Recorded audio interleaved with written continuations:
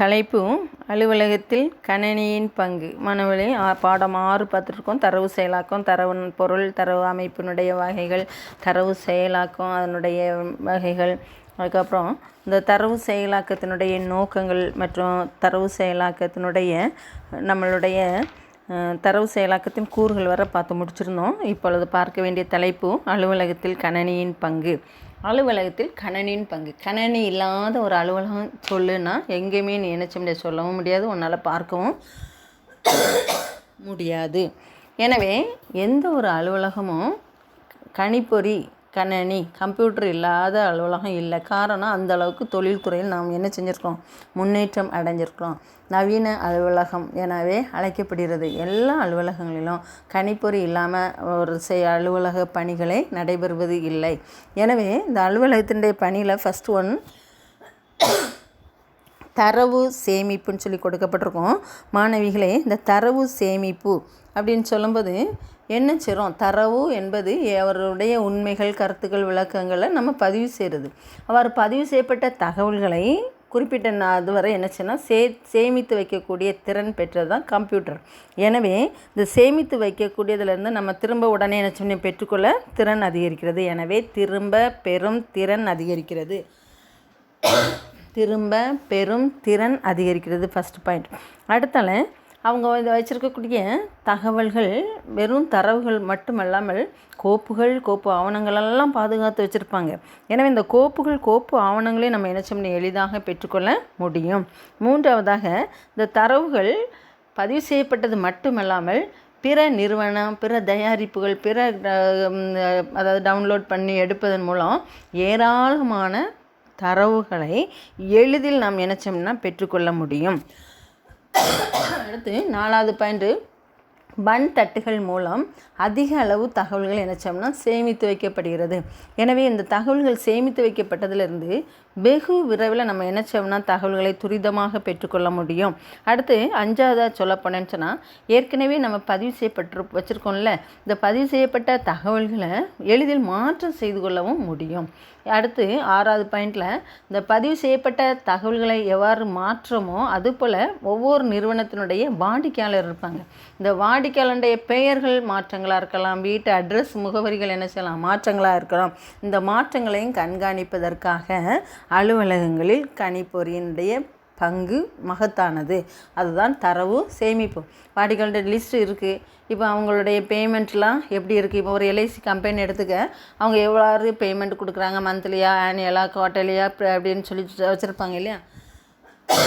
இப்போ அந்த மாதிரி ஒரு சூழ்நிலையில் அந்த வாடிக்கையாளருடைய தகவல்களை கூட நாம் நினச்சோம்னா அறிந்து கொள்ள முடியும். எனவே ஒரு தரவு சேமிப்புங்கிறதுல திரும்ப பெறும் திறன் அதிகரிக்கிறது. ஏராளமான கோப்புகளை திரும்ப உடனே நம்ம பெற்றுக்கொள்ள முடியும். எளிய முறையில் அதிக அளவு விரைவான தகவல்களை பெற முடியும். அதிக அளவு தகவல்கள் சேமித்து வைக்க வாய்ப்பளிக்கிறது. அதிக அளவு தகவல்கள் இருக்கிறதுனால நமக்கு என்ன பிரயோஜனம் அப்படின்னு சொல்லும்போது துரிதமாக அத்தனை தகவல்களையும் நம்ம என்ன சொல்லி தேடி எடுத்துக்கொள்ள முடியும். தரவுகள் நம்ம பதிவு செய்யப்பட்ட தகவல்களை எளிதில் என்ன செஞ்சுக்கலாம், மாற்றம் செய்து கொள்ள முடியும். அடுத்தாப்பில் பார்த்தேன்னா வாடிக்கையாளருடைய பதிவுகள் செய்யப்படுங்கள அவங்களுடைய பெயர் மாற்றங்கள், வீட்டு அட்ரஸ் மாற்றம் இருந்தாலும் அவற்றையும் எளிதில் கண்காணித்து என்ன செய்யப்படும்னா கண்காணிப்பை எளிதாக்கிறது. செகண்ட் பாயிண்டில் நம்ம பார்க்க வேண்டியது தகவல் தொடர்புன்னு சொல்லி படிப்போம். மாணவிகளே, அந்த தகவல் தொடர்பு அப்படின்னு சொல்லும்போது தகவல் தொடர்புனா என்னங்கிறத பற்றி உனக்கு தெரிஞ்சுக்கணும். 2 அல்லது அதற்கு மேற்பட்ட நபர்களிடையே உள்ள எண்ணங்கள், கருத்துக்களை பரிமாற்றம் செய்தல், அதுதான் தகவல் தொடர்புன்னு சொல்லுவோம்.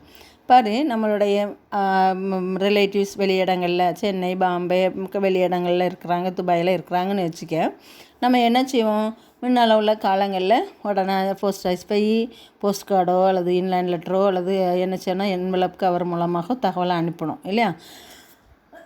அடுத்து டெலகிராம், டெலிபிரிண்டர் இப்படி போன்ற தொடர்பு சாதனங்களையும் பயன்படுத்தணும். ஆனால் இப்போ எல்லார் வீடுகளையும் கம்ப்யூட்டர், எல்லார் கையிலையும் மொபைல் இல்லையா. இப்போ இதில் நம்ம என்ன செய்கிறோம், நமக்குன்னு ஒரு இமெயிலை க்ரியேட் பண்ணிக்கிறோம், மின் அஞ்சல். இந்த மின் அஞ்சல் மூலம் தகவல்கள் உள்தொடர்பையும் வெளித்தொடர்பையும் ஏற்படுத்தின. உள்தொடர்பு என்பது நிறுவனத்திற்கு உள்ள நம்மளுடைய கருத்துக்களை பரிமாறுதல். அடுத்து வெளி தொடர்பையும் ஏற்படுத்தலாம். இந்த உள் மற்றும் வெளி தொடர்பை இமெயில் மூலமாக நமக்கு தகவல்களை பெற்று தருவதற்கு என்ன பயன்படுத்தப்படுகிறது? கணிப்பொறி. கவனிமா, இப்போ இந்த மின் அஞ்சல் வந்திருக்கு. இப்போ சப்போஸ் நீ மின்னஞ்சல் வந்திருக்குங்கிற செய்திக்கு தெரியப்படுத்த இப்போ செல்லில் மெசேஜ் இருந்தோன்னா நமக்கு ஒரு ஒரு எச்சரிப்போ மியூசிக் சவுண்டுகள் வச்சுருப்போம் இல்லையா? அதே போல் இந்த மின்னஞ்சல் வரும்போதும் ஒரு நமக்கு எச்சரிக்கை செய்யக்கூடிய வகையில் நமக்கு எச்சரிக்கை அமைப்பு பொறுத்தப்பட்டிருக்கு. ஏதோ ஒரு சிக்னல் கொடுத்துரும் மெசேஜ் வந்திருக்கு. இப்போ நீ கம்ப்யூட்டர் ஆன் பண்ணோன்னா உனக்கு எத்தனை இன்பாக்ஸ் வந்திருக்குங்கிறத காட்டிடும், மெயில் எத்தனை வந்திருக்குங்கிறத தெரியும். உடனே நம்ம மெயிலை ஓப்பன் பண்ணி உடனடியாக என்ன சம்மந்தப்பட்ட தொழில் சம்மந்தப்பட்ட தகவல்களை உடனுக்குடன் கேட்கவும் அவற்றை அனுப்பவும் அல்லது பெற்றுக்கொள்ளவும் வாய்ப்பளிக்கிறது இல்லையா? எனவே தரவுகளை சேமிப்பதோடு மட்டுமல்லாமல் தகவல் தொடர்புக்கும் கம்ப்யூட்டர் என்ன செய்யப்படுது? பயன்படுத்தப்படுகிறது. மூன்றாவது வலை அமைப்பு.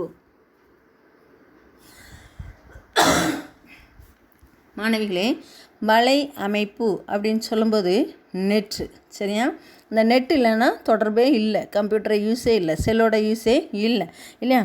எனவே கோப்புகளை நமக்கு பரிமாற்றம் செய்யணும் அப்படின்னு சொல்லும்போது நமக்கு எல்லா சூழ்நிலையும் கணிப்பொறியில் இருந்து அந்த வலையமைப்பு இல்லை. அதாவது வலை நெட்டு இன்டர்நெட்டுன்னு சொல்கிறோம் இல்லையா? மற்றும் புற வலை அமைப்புகள்னு சொல்லலாம்.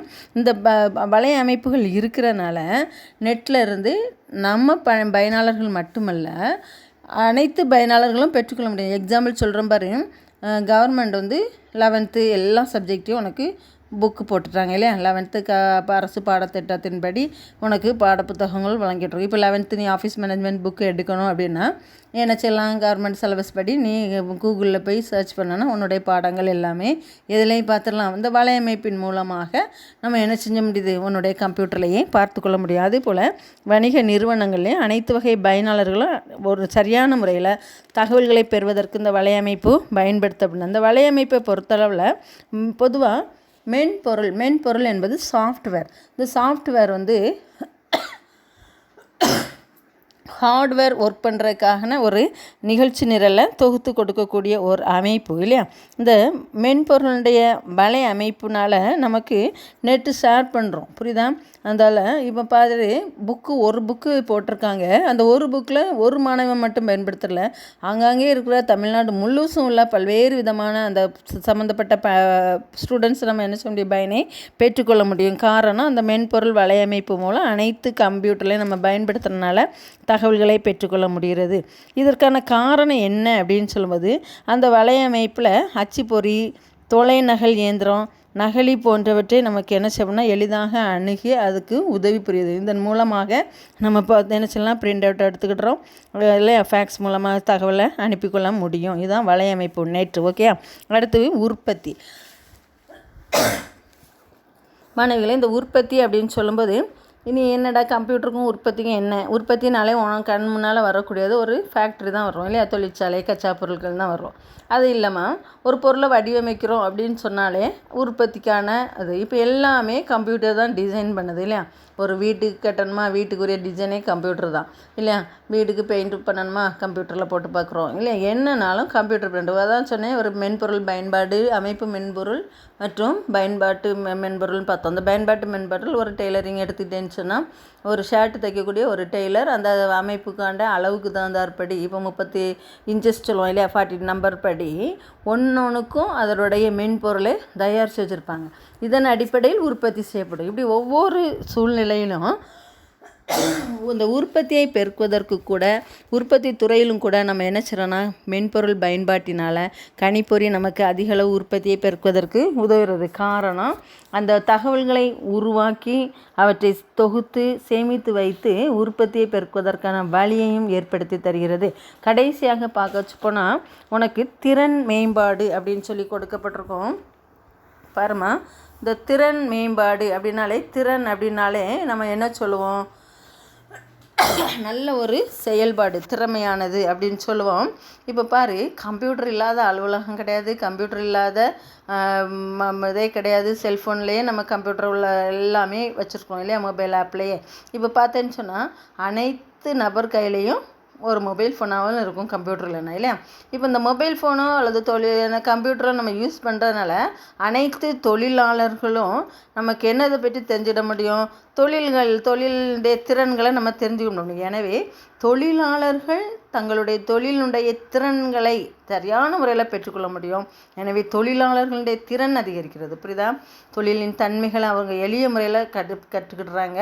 எனவே தொழிலாளர்களுடைய திறன் அதிகரிக்கிறது. செகண்ட் பாயிண்டில் பார்த்தேன்னு சொன்னால்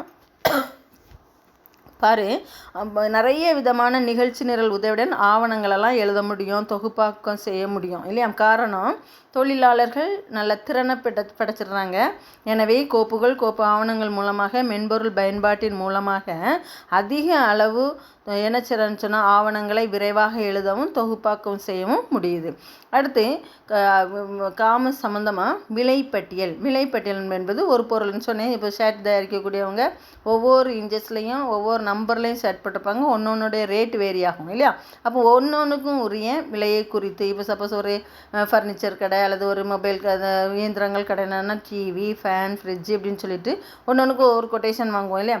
அதே நேரத்தில் ஒரே நிறுவனம் தயாரிக்கக்கூடிய பொருளை மட்டும் இல்லை, பல நம்ம ஃபேன் எடுத்தோன்னா கைத்தான், ஓரியன்ட், உஷா, ரேலின்னு சொல்லுவோம். ஒரு ஃபேனுக்கும் இன்னொரு கம்பெனிக்கு இடையே வேறுபாடு இருக்கும் இல்லையா. எனவே இந்த விலைப்பட்டியல் மற்றும் கணக்கியல் நடைமுறைகளையும் எதன் மூலம் நம்ம தெரிஞ்சுக்கிட முடியும், கணிப்பொறி மூலம் நம்ம தெரிந்து கொள்ள முடியும். இது மட்டும் இல்லை, இந்த விலை ஏற்ற இறக்கங்களையும் வரைபடங்கள் மூலமாக சாட்டு போடுறது மூலம், அதான் வரைபடங்கள் மற்றும் படங்கள் மூலமாக எளிதில் புரியக்கூடிய வகையில் நமக்கு கம்ப்யூட்டரில் நம்ம என்ன செய்யணும்னா சேர்த்துக்கொள்ள முடியும். லாஸ்ட்டாக சொல்லப்போனால் நிர்வாக பணிகளையும் உதவுகிறது. மாணவிகளே, முக்கியமான 10 மார்க்ஸ் கொஸ்டின். அலுவலகத்தில் கணனியின் பங்கு, தரவு செயலாக்கம் ஃபஸ்ட் பாயிண்ட். 2வது பாயிண்ட் நம்ம என்ன படிக்கிறோம்னு சொன்னால் தகவல் தொடர்பு, 3வது வலையமைப்பு, 4 உற்பத்தி, 5வது திறன் மேம்பாடு.